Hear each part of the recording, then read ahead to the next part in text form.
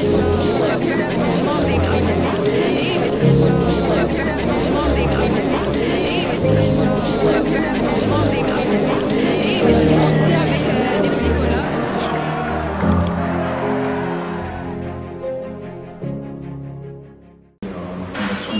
l'invitation et bonjour salam alaikum à toutes et à tous. C'est la rencontre entre deux phénomènes qui sont presque séparés mais qui finissent par le phénomène des agoras sur les médias sociaux. Moi je préfère utiliser le terme anglais social media parce que réseaux sociaux ça rencontre. Alors ce qui s'est passé, c'est que les Marocains ont pris petit à petit conscience qu'il y avait des personnes qui s'installaient et qui n'étaient pas simplement de soi-disant transit. Moi, ça fait longtemps que je défends ça, ça fait au moins 20 ans que j'explique que le transit, c'est un leurre, mais tout le monde y a cru plus ou moins. Mais à partir du moment où on a une nouvelle politique migratoire et qu'on a ouvert l'idée que des gens peuvent avoir accès à leurs droits, ce qui est une très bonne chose, hein, ça fait partie de notre constitution, on s'est rendu compte donc que les gens s'installent, vont aller à l'école, vont aller à l'hôpital, vont faire des enfants, vont peut-être demander la nationalité marocaine et toutes vont se marier aussi, etc., etc. Et en fait, c'est la prise de conscience que les gens s'installent. Donc ce qu'on a vu monter très rapidement, c'est plutôt la xénophobie. Sauf que entre la xénophobie et le racisme, il n'y a qu'un pas. Parce que cette xénophobie, elle ne concerne pas les Européens. Elle ne concerne pas non plus les autres pays arabes. Elle concerne essentiellement les gens noirs de peau. Et donc un vieux racisme qui a toujours existé, qu'on appelle la négrophobie, le racisme contre les Noirs, le racisme anti-noir, qui existait contre les Marocains déjà. On peut le trouver dans la région de Zagora, on peut le trouver dans le Maroc entier.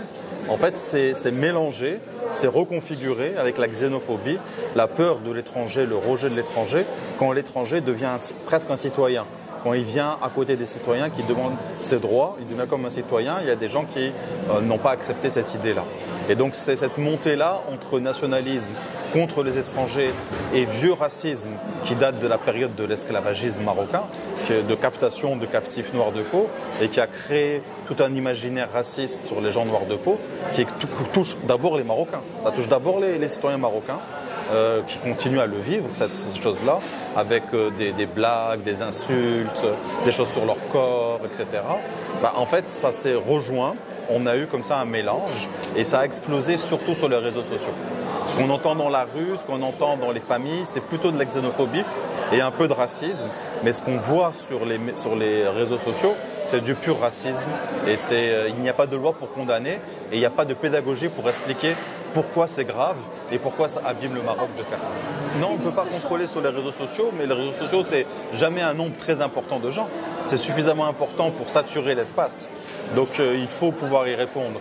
Mais ce qui est important, c'est que dans les programmes scolaires, dans les programmes télévisés ou dans les programmes culturels, l'africanité du Maroc et l'histoire africaine du Maroc soient reconnues. Et ce travail se fait. Mais paradoxalement, plus on fait ça, plus en fait on fait monter le racisme. C'est-à-dire qu'il y avait des gens qui étaient tellement attachés à l'idée que, ils se pensaient blancs et arabes, que en fait, si on leur dit non, vous êtes aussi africains et vous n'êtes pas complètement blancs, souvenez-vous comment la colonisation française et espagnole vous a traité, ont traité vos ancêtres, mais en fait, c'est là-dessus que ça joue comme une sorte de concurrence entre pauvres. Alors tout n'est pas non plus catastrophique, il y a beaucoup de choses qui se font, mais ça touche surtout la question aussi sexiste et de la domination masculine, du contrôle des femmes, avec la peur que les étrangers, et particulièrement les Africains d'Afrique subsaharienne, entre guillemets, volent les femmes marocaines. Et là-dessus, on rajoute une autre couche. Entre la xénophobie et le racisme, il y a le sexisme. Comme si le corps des femmes marocaines nous appartenait. Et comme si on pouvait en faire ce qu'on voulait, qu'on pouvait le vendre, l'acheter. Et donc, du coup, ceux qu'on n'aime pas, on va leur interdire de fréquenter nos femmes.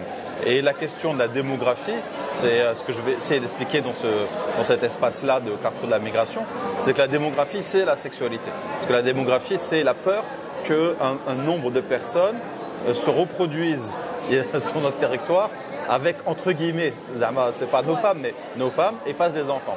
Et ça, on l'a vu par exemple quand il y a des gens comme les Mouriches qui ont attaqué le Gadem et qui ont attaqué cette situation en leur disant « vous faites la promotion du mariage des Marocaines avec des étrangers d'Afrique subsaharienne ». Alors que le Gadem ne fait pas ça, mais dans la tête de ces gens-là, c'était une obsession. Et c'est très violent. Parce que c'est vraiment un mélange de xénophobie, racisme et sexisme, avec des insultes à caractère sexuel, avec beaucoup de violence dans les mots. Et c'est difficile de garder son calme dans des situations comme ça.